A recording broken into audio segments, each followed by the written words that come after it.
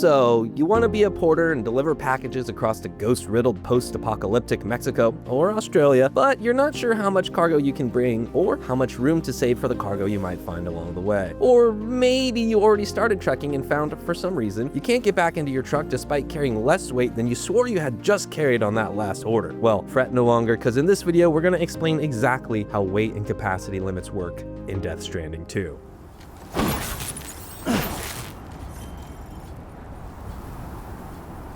That's a long way down.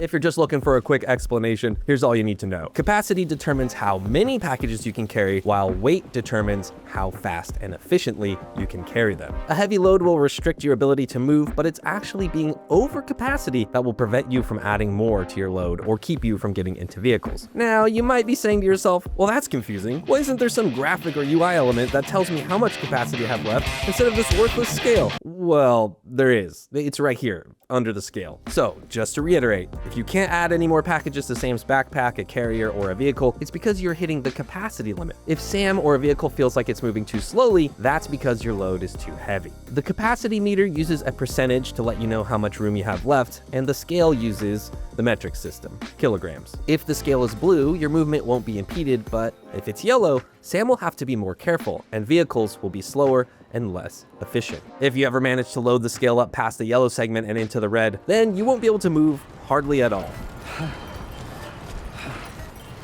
Now, how much cargo can we actually fit in Sam's backpack, a carrier, the Tri-Cruiser, or the off-roader? Well, to explain that, we first have to understand how Death Stranding measures capacity, or at least how we can measure capacity as players. In short, capacity is determined by cargo size. There are 4 common sizes of cargo in Death Stranding 2: small, medium, large, and extra large. If we use small cargo as a base unit, then Sam's backpack can hold 28 units of cargo, or the equivalent of 28 pieces of small cargo. Medium cargo is twice as large as small, so it counts as 2 units of cargo. Large cargo is double that, so it counts as 4. And extra large cargo is 6. The backpack may have a limit of 28 units of cargo, but Sam can actually carry more than that by attaching things to his suit, 4 slots altogether, and by customizing his backpack with special pouches for things like grenades and blood bags. Those items that can get tucked away into pockets don't count towards vehicle or backpack capacity. You can also fabricate frames and accessories that will increase the weight threshold for Sam, but again, as far as we can tell, maximum cargo load potential is only limited by capacity. The Tri-Cruiser has a capacity of 40 units, but the off-roader can carry a whopping 160 units. It should be noted that the 2 vehicles handle cargo very differently. For example, the Tri-Cruiser may have a maximum capacity of 40, but Sam has to carry 28 units of that on his back, because only the sides of the Tri-Cruiser can be used for cargo storage. Each side can hold up to 6 units of cargo, but only if customizable attachments aren't in the way. Basically, the Tri-Cruiser is designed to allow you to get in with a full backpack, and that's about it. The off-roader's 160 units of storage capacity is impressive, but what's even better is it allows Sam to stash an additional 8 units of stuff in his backpack as seat cargo. You can have more than 8 units on your back or in carriers when getting into the off-roader, but you have to have the equivalent amount of capacity available inside the vehicle itself. For both vehicles, just like with the backpack, anything you can attach to your suit, mount on a tool rack, or put in a pouch is a freebie. One other neat feature about the off-roader is there's a quick way to see how much capacity you have left by looking at these little lights here on the back. As for carriers, they can hold 36 units of cargo, but they themselves are considered large cargo.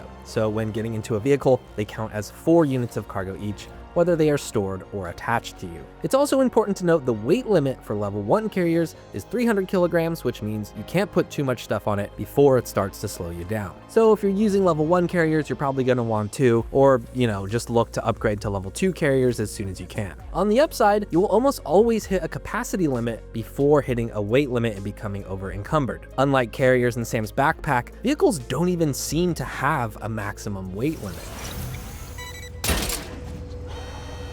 That's the way. Wowzer! Hook that one.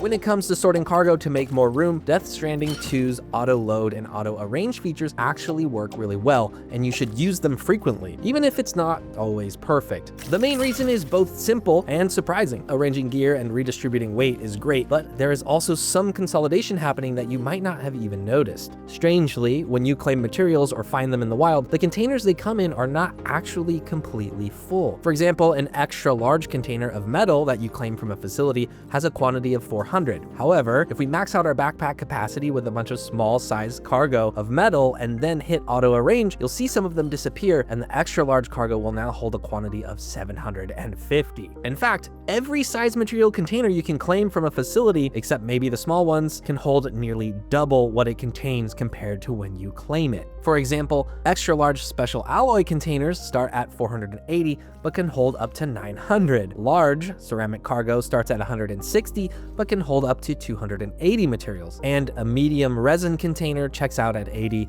but can actually max out at 120. So auto arrange often and store any smaller quantities of materials you might come across in larger containers, facilities, or the DHV Magellan whenever you can. How much more a container can hold is dependent on the material type and size of the container, but this knowledge should help you make a lot more room as you travel. Basically, by utilizing the right containers and maximizing their storage, you'll be able to carry twice as many materials while using up half as much capacity.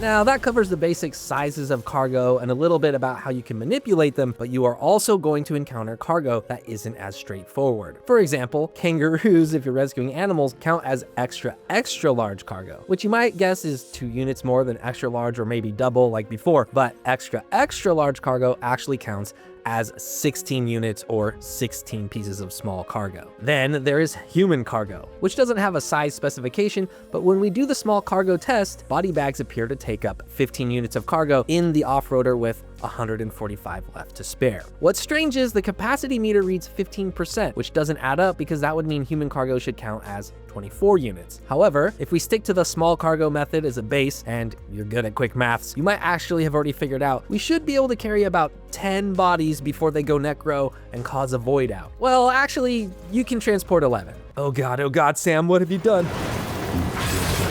Yeah, you probably won't ever need to utilize that information, but now you know human cargo in the passenger seat doesn't take up any capacity inside the off-roader. In addition, if your human cargo is alive, then they can't be stored in the back. They can only ride shotgun. One interesting note here is the only time we've seen the capacity meter go above 100% is when transporting human cargo, at least so far. Moving on, there are even more capacity mysteries surrounding the coolest piece of equipment in the game. If you have no idea what I'm talking about, then you might want to skip to the end of the video to avoid spoilers for a traversal mechanic that's unlocked midway through Death Stranding 2. Now that we've got the spoiler horn out of the way, I can say the Coffin Board is awesome. What an incredibly fun mechanic in addition to the world of Death Stranding, but it's also incredibly weird when it comes to capacity. If you store it in the off-roader with nothing else, you'll see the capacity meter jump to 17%. That means the Coffin Board should take up about 27 units. But if we keep using the same test and try to fill the rest of the available space with small cargo, then we can only add 80 units. This means the Coffin Board actually takes up 50% capacity for the remaining 80 units of cargo space in the off-roader, which is half of 160. With this information, it's easy to see that if you're transporting a Coffin Board with the off-roader, you could run into a situation where you won't be able to add more cargo or get in the vehicle despite your gauges telling you you're not over encumbered and there's plenty of capacity left. The Coffin Board taking up 80 units of space would also explain why you can't load it into the Tri-Cruiser, which has a limit of 40. So at least for now, it appears that calculating the small cargo equivalent of items in the game is more consistent than relying on the capacity meter.